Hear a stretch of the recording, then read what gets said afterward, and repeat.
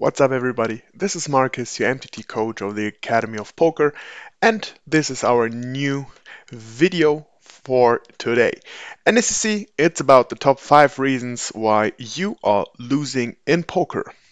Let's jump right into it. As always, make sure, guys, to hit the follow button, subscribe to us on YouTube, follow us on Twitch, all our social media, and yeah, so on and so forth. But let's, as said, jump into it. First things first, it's the most easy excuse for losing in poker is bad luck. A few different things. First, you can have just like a really bad period where, as you know it, like having a downswing. So you get it in good mostly, or you get it in a lot of flips, or it's just like standard spots and there's nothing much you can do, but you just keep losing those important spots when it's a big flip to get into the money, or you're already in the money, but it's a big flip to be one of the top spots and have a chance at a good deep run. But as said, you keep losing those. And as said, if you have this downswing, it can happen, it can be short, it can be pretty long. But yeah, if you don't have a big sample size, it's just easy to see that when you sometimes just have bad luck. You know, maybe your graph looks pretty good, but you're still losing a lot of money. So that could be a thing. Also, if you only play big fields, let's say you only play on Sundays, you play the Hot 11, you play the Micro Gladiator on Sundays on Party Poker, you play the big field tournaments on GG Poker, so on every network, Sunday Storm, whatever, and you always have thousands and thousands of opponents. Then of course it's hard because you have to win a lot more hands than if you just play a normal sit and go, or maybe like a 10-20 table multi-table sit and go. So of course then it's hard because, you know, instead of winning 3-4 flips or 70-30s, 80-20s to make some money, you have to win 15 or 20 of them to really make some money here. So yeah, that's one thing that can happen. Next thing, and now we go a little bit deeper here, you're too easy to read. So for example, you haven't changed your game in years. Since you started, you play the same way of poker you have played for the whole time. So you're really easy to get because people can make notes in online poker, so they see you 3-betting 2 times in a position where you will never have a bluff, you always have a good hand, so they just fold even though they have a good hand themselves. Or they know that you have a good hand and they will get it in on a lot of flops if they hit really good. So they know how to adjust to you and they know how to play versus you. According to that, or in addition to that, also that you always do the same things. As I said, you make the same bluffs, you have the complete same ranges, not changing it or adjusting it for any opponent, and yeah, therefore it's easy. So as I said, on specific boards, you always bluff, you have always the same sizing, so you always bluff for, let's say, 3/4 of the pot, or you always bluff for 1/3, and you always value bet half the pot. If you don't change that, people will just easily read that, because you might have seen, like for example, when I stream, I sometimes have 1 or 2 opponents on 3-4 different tables, because of course I'm not the only one that plays on a regular basis.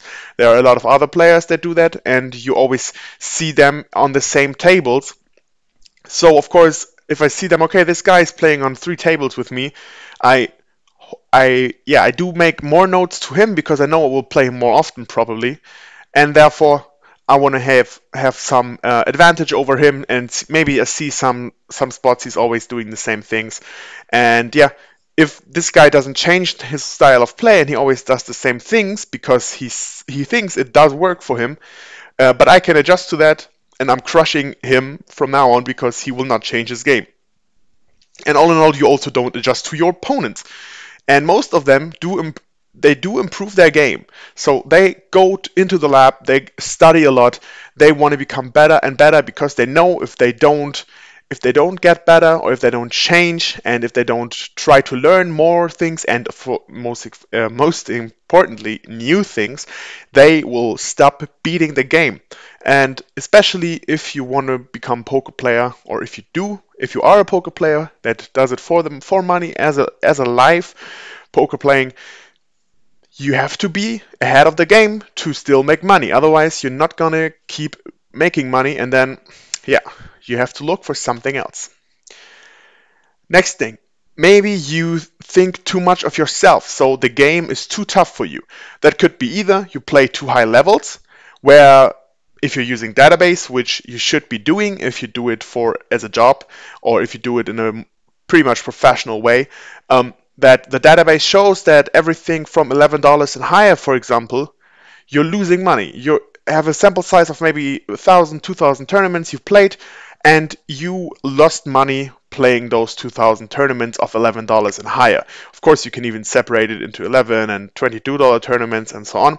But if it shows you're losing money, it's either you have really one of the worst downswings that there are, or you see that you're doing something wrong. And most of the time, it's gonna be the second thing.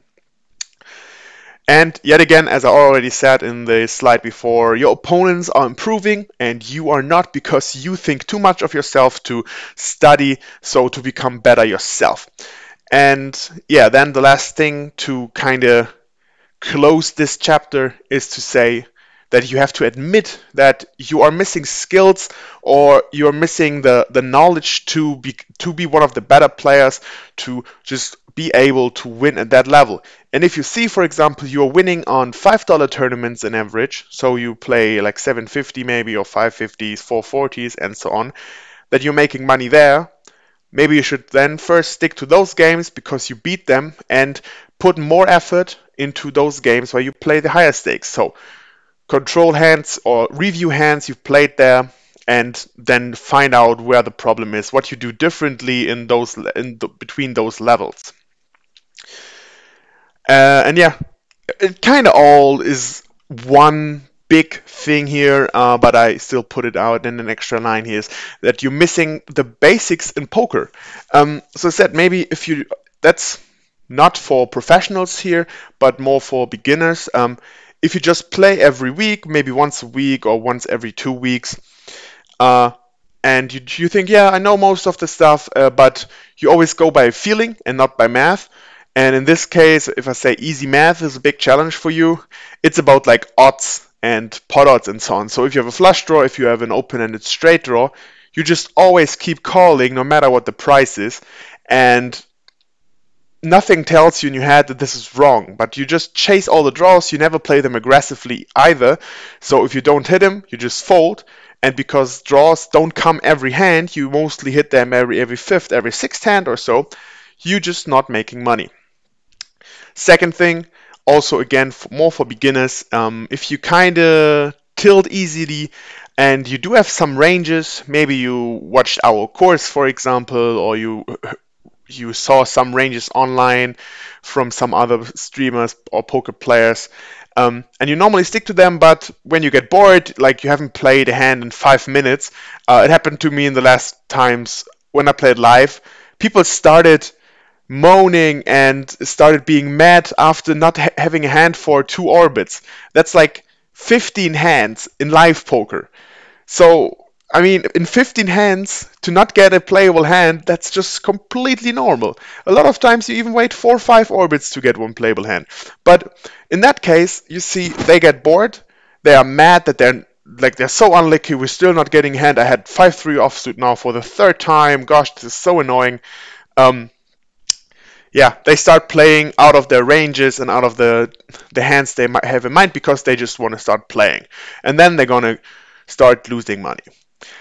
So that's a thing. Then next thing is here also to overvalue your hands. So as said, you have maybe ace king, you didn't hit, but you think, oh, ace king is so great, and what do the others call me with? They should not have too much.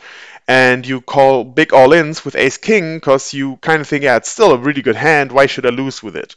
Same goes for overpairs on really, when you have aces and the flop is like 8, 9, 10 or something like that, you have to be really careful, and you can't just blindly put your 50 big blinds in the middle because you think, I have aces, what could go wrong, but then complain when you lose the hand. And last but not least, as I already said, when it's about opponents and adjusting to them, that you're not making any notes, or at least see some obvious things from your opponents that you can remember after that. And last but not least, we have the tilt. And I talked about this in the last slide already as well. So tilt is just when you're missing out on your end game just because you lose a hand or you took a bad beat and you're really not able to take bad beats here.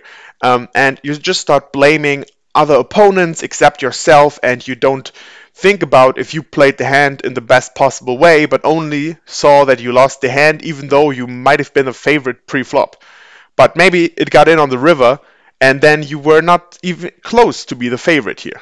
So stop saying he's a bad player, he shouldn't play that hand, but think about what you could have done different in that way.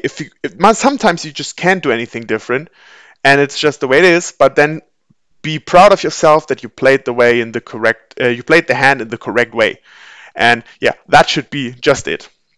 Um, this is it for today's short video. I hope you learned some stuff. Let me know in the comments what you think about those reasons, if you see any other reasons, or if you found yourself in one of those reasons why you're losing at poker.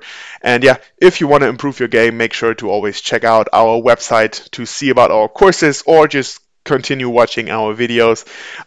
This was Marcus, your MTT coach for the Academy of Poker in today's video. Good luck at the tables and have a nice day. Bye.